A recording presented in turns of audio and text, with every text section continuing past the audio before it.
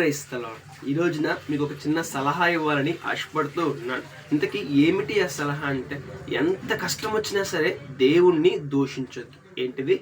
ఎంత కష్టం వచ్చినా, ఎంత బాధ వచ్చినా సరే దేవుణ్ణి దూషించొద్దండి. ఎందుకంటే చాలామంది వ్యక్తులు వారి జీవితంలో వస్తున్న కష్టాలను బట్టి, బాధలను బట్టి, ఇబ్బందులను బట్టి, రోగాలను బట్టి దేవుణ్ణి దూషిస్తూ ఉంటారు. దేవుడే ఉంటే నాకెందుకే కష్టాలు, దేవుడే ఉంటే నాకెందుకు ఈ బాధలు, దేవుడే ఉంటే నాకెందుకు ఈ రోగము అని వారి యొక్క పరిస్థితులను బట్టి దేవుణ్ణి దూషిస్తుంటారు. దేవునికి వ్యతిరేకమైన మాటలు మాట్లాడుతూ ఉంటారు.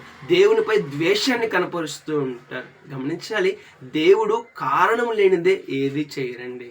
మనకి ఏదైనా కష్టం వచ్చిందంటే అందుకు కారణం ఉంటుంది. మనకేమైనా బాధ వచ్చిందంటే అందుకు కారణం ఉంటుంది. మనకేమైనా రోగం వచ్చిందంటే అందుకు కారణం ఉంటుంది. కారణం గుర్తిస్తే మనం దేవుని పొగుడుతామే కానీ దూషించము.